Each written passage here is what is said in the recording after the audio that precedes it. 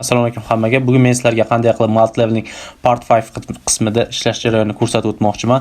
Undan oldin bitta narsani aytib o'tmoqchi edim. Hozirda yaqinda listening 24 ga 7 kanalini ochdim. U yerda faqat va faqat listening bo'yicha eng kerakli materiallarni, videolarni, darsliklarni va praktik materiallarni tashlab boryapman. Kundalik to'xtovsiz 365 kun davomida tayyorlanishimiz uchun.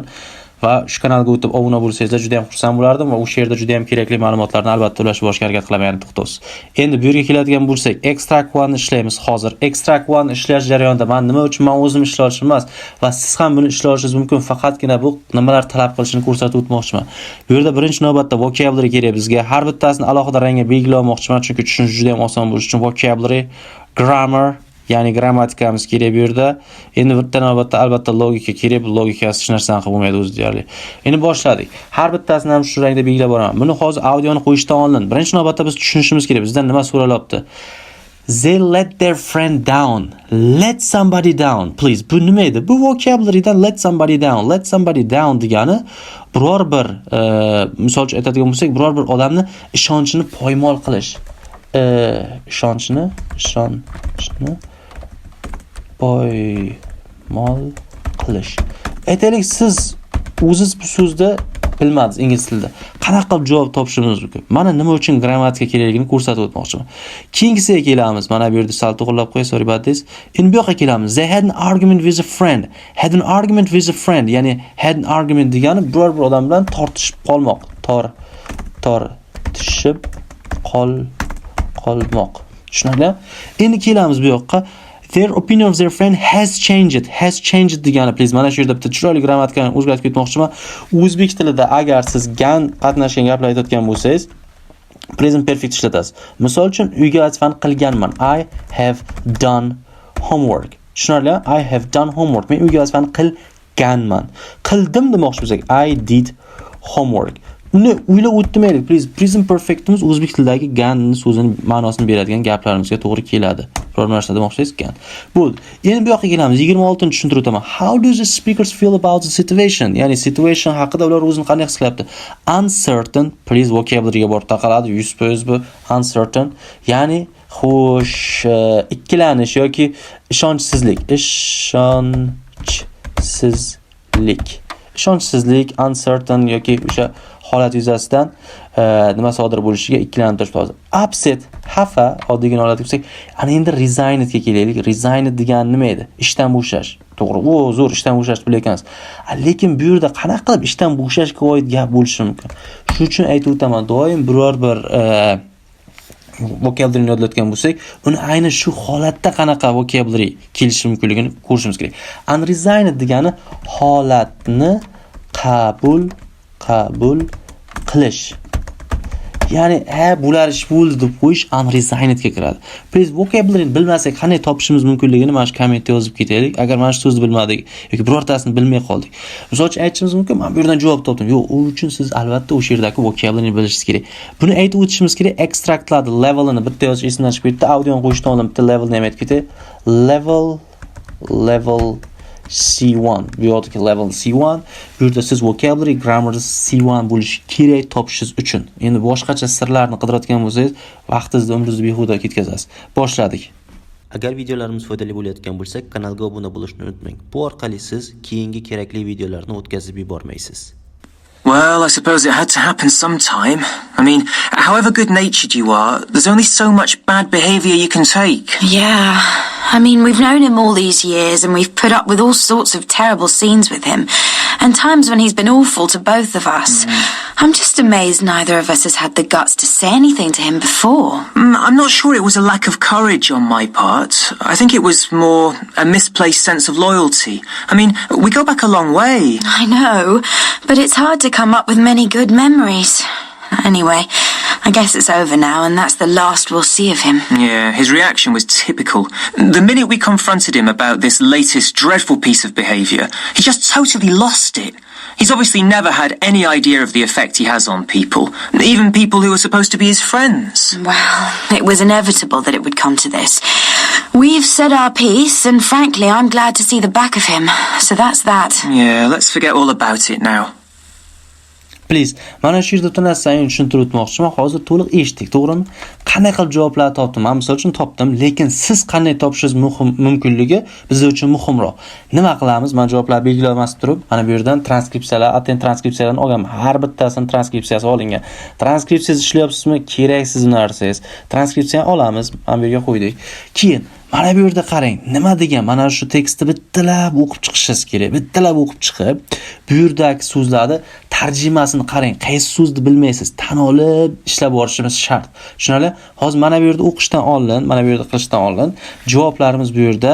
Xo'sh, their opinion of her friend has changed. Javobimiz C bo'ldi. Lekin nima uchun C bo'lganini tushuntirib beraman. Javobimiz C bo'ldi bu yerda. Hozir buni tak o'zgartiraylik. Hozir bu javobimiz C. Bu javobimiz bo'lsa A bo'ldi. Lekin qanday kelib chiqqanini, javobni bo'yi qanday topganimni bitta-bittalab hozir voqea bilan tushuntirib beraman. Qarang. Well, I suppose it had to happen sometime debdi. Men o'ylaymanki, bu qachondir sodir bo'lishi kerak edi. Qarang, must, should, have to ni hammasini o'tgan zamoni had to ekan. Ketdi. I mean, aytmoqchi bo'lganim deganim. Mana aytmoqchi bo'lganim juda ham zo'r so'z. Aytmoqchi bo'lganim, however good natured you are, good natured. Mana vocabulary ham bitta. Bilasizmi? Belgilab qo'ying. Good natured you are, there is only so much bad behavior you can take. Grammatikani qarang. You can take degani o'sha grammatikani nima desa bo'ladi? O'sha bu yerga bekor vocabulary ga belgilab qo'ydik. Ya'ni bu yerga nima demoqchi? Ba'zi odamlar qanchalik yomon tutsa ham o'zingizda baribir limit bor, o'shandan ortiq chidab bera olmaysiz deb. Yeah, I mean, we've known him all these years. We've known him. Biz uni shuncha yildan beri bilardik. I've put up with all sorts of terrible things with him. Put up with, qarang. Put up with nima edi? Put up with degani bu chidab kelmoq. Mana vocabularyni bilishimiz kerak. Demak, ular ancha yildan beri uni bilar ekan va shunga qarab chidab kelayotgan ekan. Demak, bu yerda bejavob bo'lmaydi. Ya'ni ular tortishib qolgani yo'q. Ularni uzr mana bu yerda adashib ketdim. Tak, mana C bo'lmaydi. Uzr, bu yerda C bo'lmaydi. Javobni o'chirib tashlaylik. Bu adashib ketdik. Xo'sh, qolur. Bu yerda javobimiz B bo'ladi. Uzr, hozir tushuntirib beraman. Tak, bu yerda javobimiz B bo'ladi. Ketdik, bu yoqda olaylik. Yaxshi. Nima uchun? Their opinion has friend changed. O'zgargan deb. Yo'q, o'zgarmagan. Ular unga chidab kelgan yillar davomida. Ular bilardi uni qanchalik yomonligini. Demak, javobimiz mana biz seni o'chiramiz. Ishlayotgan vaqtimiz to'xta, bu ular chidab kelgan ekan. Demak, fikr o'zgarmagan. Oldindan shunday bo'lgan fikr. Ketdi. Endi variantimiz A bilan B qoldi. Keyin and the times we've been both awful to us. U bizlar ikkalamizga ham nisbatan yomon bo'lgan. Demak, awfuldan keyin nima kerak ekan? To kerak ekan. Mana grammatik chiqdi bilganmiz. I'm just amazed that neither of us had the guts to say anything. Guts to say.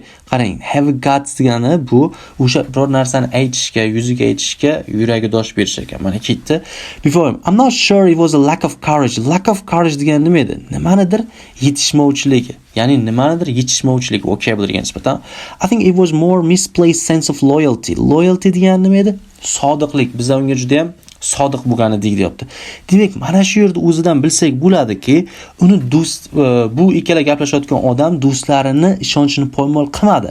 Aksincha, ularni do'sti bo'lgan, ya'ni ikkita suhbatchiga nisbatan qo'pol munosabatda bo'lishda davom etdi. Kelamiz bu yoqqa.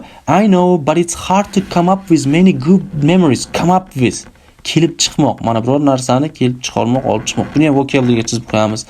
Anyway, I guess it's over now. That's the last we'll see of him. Yes, reaction was typical. And reaction typical deyapti. Typical nima edi? O'sha odatiy edi. The minute we confronted him, mana vocabulary'imizga yana yozib qo'yamiz, please. Him about the latest dreadful mana bu yerda yozib qo'yamiz vocabulary'ga nisbatan. Piece of behavior. He just totally lost it. He's obviously, hadib of course, certainly emas, obviously, aniq ravishda vocabulary yozamiz.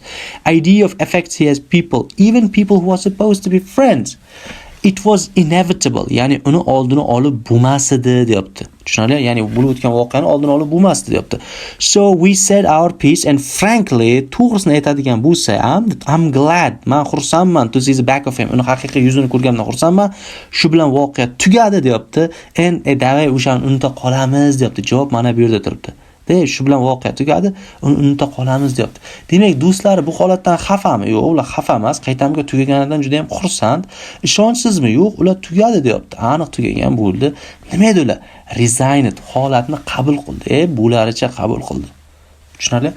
Endi siz qanday qilib part 5 ni yaxshilashingiz mumkin? Shaxsiy fikr emas, salgina o'ylab ko'ring, please. Bu Bu yerda vocabulary bilan grammatikani bilganim uchungina topaman. Misol uchun men ham, siz ham topasiz. Faqat vocabulary bilan grammatika. Part 5 da bitta ishladingizmi?